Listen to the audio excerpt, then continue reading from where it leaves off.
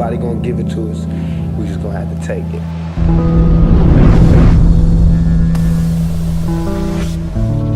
How many more funerals do we gotta go to?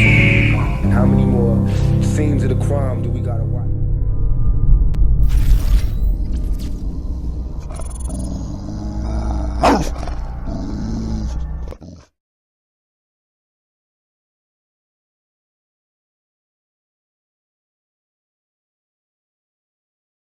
TX Shipdog 72 sitting here with James Fleming. I contacted James Fleming asking him if he would like to talk to me about everything that's going on. In the interest of doing a fair and complete story, I reached out to him. He's agreed to talk to me, and the only thing I know is to talk about everything that's going on. And you know, I talked to SAEXTAZYPREZ, and you know, he tells me on the phone what happened, and videos come out, and I watch the videos. Right. So that's all I know. Just like everybody else, we see the videos, and we're limited to what information we see online. Right. Yeah, for sure. I'll tell you what I think happened is Jonah was in a restroom. He came out. You told him to put his hands on the wall. He didn't. He immediately voiced that he did not consent to a search. You informed him you were doing a Terry pat down. You conducted a Terry pat down. Then you guys went to the vice principal's office. And in the vice principal's office, the vice principal wanted to search him. He wanted to call his parents. The vice principal told him he couldn't. Then he wanted the vice principal to notify his parents. The vice principal said no and wouldn't allow him to do that, and still wanted to do that search. You were present. It was you, the vice principal, and him present in the vice principal's office. I don't know how long it took, but eventually he consented. He took off his socks and shoes, took his socks inside out, took his pockets inside out. From what I understand, nobody touched him. The bag was searched, nothing was found. He was sent back to class. And that's the gist that I got from the videos of what occurred. Right. Since then, Todd has put out videos pertaining to the incident.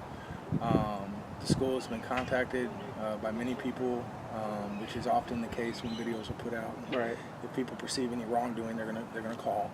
So the school's been contacted. From what I understand, you've been placed on administrative leave. The vice principal, we're not sure what her status is, but Jonah hasn't seen her anywhere. And now I think Todd is receiving phone calls, or somebody's trying to contact people around him and smear his name and smears Jonah's name. And so what I'd like to do is give you the opportunity to, and you can ask whatever question. Right. If you ask something and I know the answer to it, I'll give it to you. No. So real quick, before the interaction, like I tell you how the interaction went. Like this was my first school year here at Kitty Hawk Middle School, right? So during that time, you know, I build intelligence, right, through people who come up to me, students who come up to me and say, you know, so-and-so is in the bathroom and they have, you know, drugs or whatever, or they're smoking or whatever. So you start building this intel of like who these kids really are, like who is who, right? And this has been established through, you know, arrests, unfortunately. And the fact is, I have taken more drugs out of Kitty Hawk Middle School than basically any other Judson school combined altogether, right? So I was really that was like my focus, right, is getting drugs. So no, you know, students approached by another kid who's a little bit more schooled and say, hey man, just try this or do this or that. So that was my main concern, was the drugs on campus. Last year the SRO barely made any arrests or anything like that. Yeah. And so they thought that they had like a drug epidemic this year, which is untrue. It was going on. It's just nobody was really kind of knocking it down, really, like trying to get the dope off there. And, you know, unfortunately, you know, students have been arrested from the school for that reason. So building intel and keeping my sources confidential was basically my information, right? And these students that have been telling me, I've used the same students and they're credible because I've made arrests on what their information was. Now, the information on Jonah was that he has been seen or heard telling students that he was a drug dealer or that he was a dealer or whatever. And so I just kept that information, not a big deal. But I do my research. So what I did was I went back into the Judson system and the discipline just to kind of see, and I did it with a bunch of students. Let me see what their behavior's like, and let me see if there's any cases involving that student. And I did that. And I found that last year, Jonah was searched and found in possession of ammunition. And so obviously that causes concern for me at that time. This was like, we're talking like maybe 2-3 months ago. And so I just kept that, in the back of my mind. Well, I got information that a student didn't make it to ISS. He was instructed to go to ISS. He didn't go. So I go looking for him. Check the cameras. I see that he's up in a certain area. I don't want to give the school's business as far as property and blueprints, but I find him, that kid I was looking for, and Jonah in the restrooms, which I've made multiple arrests of marijuana, either transactions or possessions on. So At the restroom? in the restrooms, not that one in particular, but other restrooms, School right? restrooms. Mm-hmm. And so the student he was with, that student also, I have information that teachers and students have heard him say in class, like the teacher asked, what do you want to be when you grow up? And his response was, I want to be bigger than Pablo Escobar, right? Obviously that's nowhere near like probable cause to do anything with, right? But you just build intel over the time, and I've learned this through working with narcotics detectives. And so you just build this information. So when I walked in there, neither one of them were in any like movement towards the door. They were in there just hanging out, having a conversation. I instructed them to come outside. The reason why I did that is because there are cameras out in the hallway, and it protects me. I don't have body cameras. Right. Okay. So I bring him out there, and I say, y'all put your hands on the wall, and based off of his report from the year before that he had ammunition, I just want to protect myself, and there's also 2 of them. So I felt that reasonable enough, given the fact that there was ammunition found on him the year before, to at least conduct a pat down. If it's one student, I don't typically do it if there's no information, right? I'm not going to put one student's hands on the wall and pat him down. I will, however, walk behind them while we walk to the principal's office. That way I can keep my eye on him. Now with 2, you can't do that, and also the circumstance of his report about the ammunition the year before. So as he's coming out, I said, put your hands on the wall. He said, you're not going to search me. And I said, young man, put your hands on the wall or it's about to get real.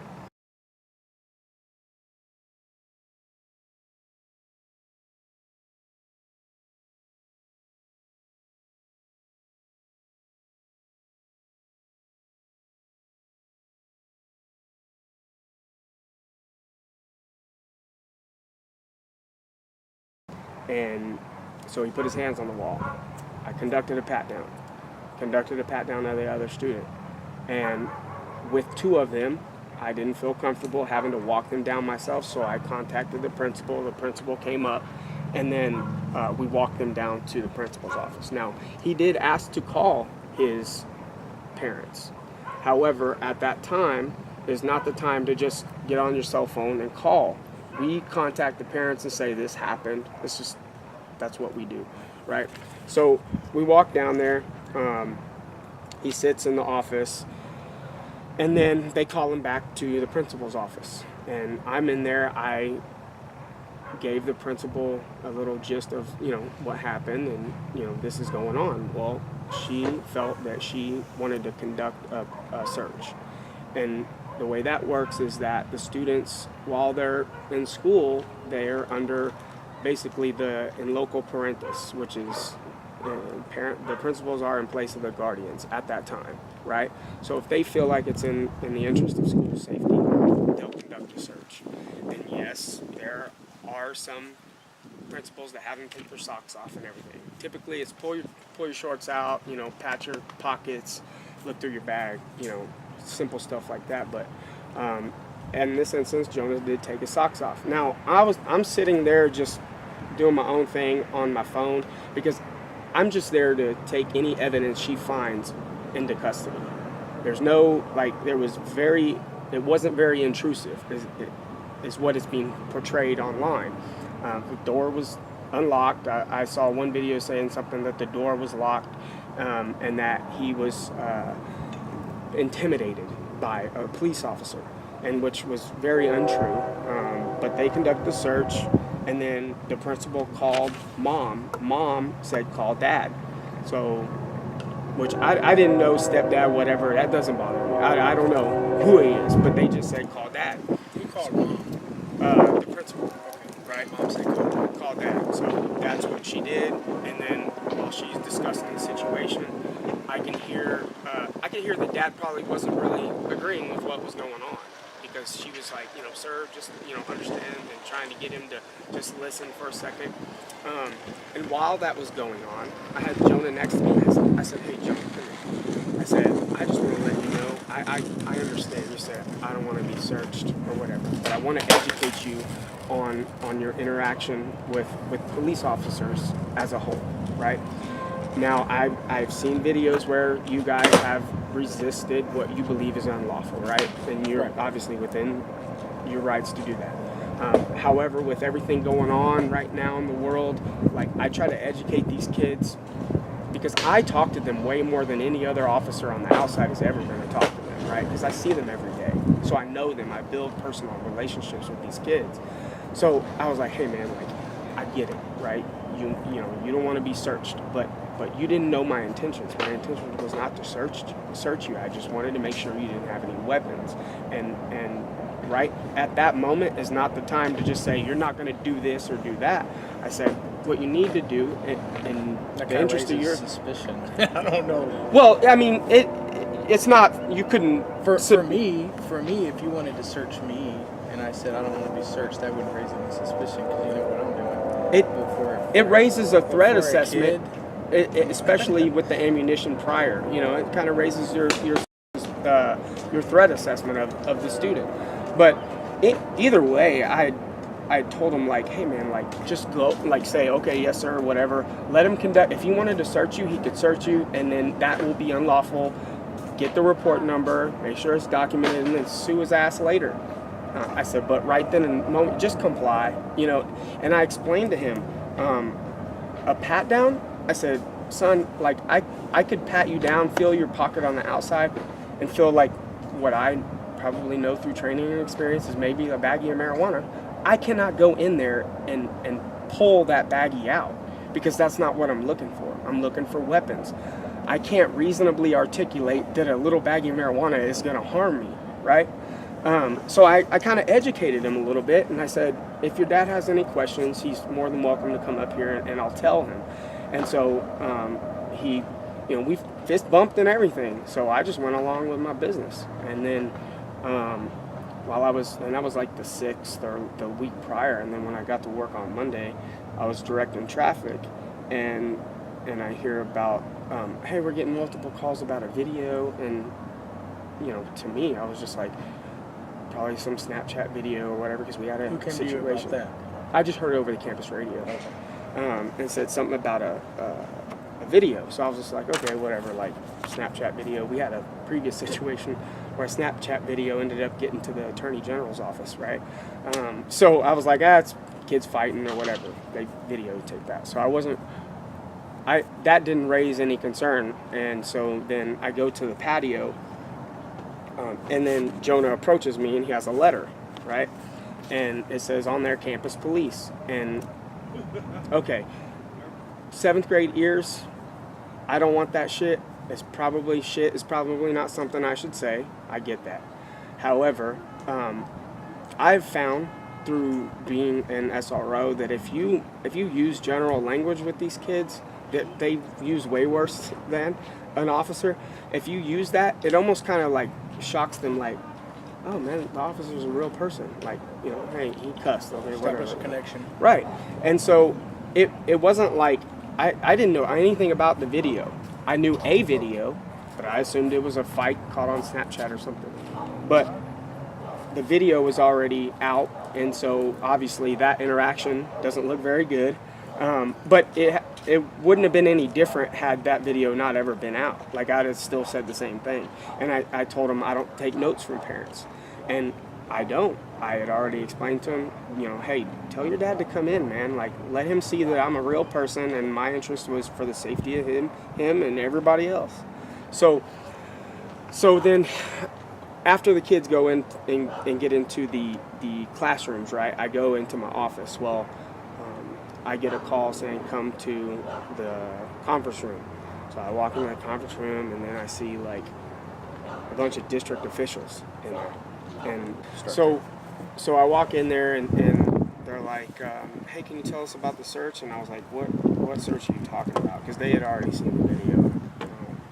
And they said that the one with Jonah last week. And I said, oh yeah. I said the initial one. He tried, right. And this is like, I'm gonna start exactly how it went. They asked me that question, and I said, oh yeah, Jonah. I said that he tried to give me an envelope this morning, but I don't take notes from parents. But last week when I found him in the restroom, and then I go into my story, right? Well, again, I don't know anything about a video. I walk out of that room explaining what happened, and I go to my office, and I'm like, tell me what's the YouTuber's name. He says SAEXTAZYPREZ, whatever.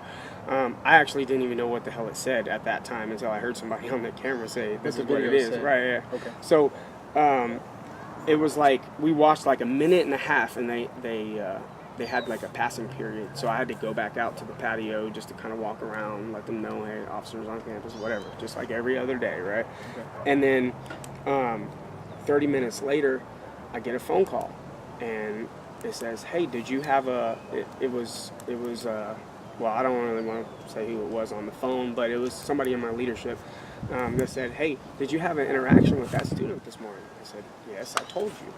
And I said, he tried to give me a note. And they said, well, what happened? And I said, well, he came up to me with campus police written on there, and I said, I don't want that shit. You know, I don't take notes from parents. And I'm paraphrasing, but I said something like, you can go to the PD with it, or you go somewhere else with it, whatever. But the person on the phone goes, you didn't say that this morning. I said, nobody asked me about that this morning. They asked me about my interaction last week, and I just divulged, yeah, he tried to give me a note, but I don't take notes from parents. And so they're like, well, come to the PD. And so I walk in, and of course there's some district official there, and they have a complaint filed for false statements, because apparently they took whatever I said in the morning as an official statement, which it was official about the situation the week prior, and they said since I didn't that shit, they were saying that it was false statements. However, the first time I was asked about the situation, I told them what I said. So I was really confused at that time, right? So and I've signed some write-ups, I will say that, but none about lying, because I've never lied to them. And I'll even give you a situation. I got smacked in the face by a student 2 years ago, 8th grader, and I said something to the effect, you better not fucking do that again.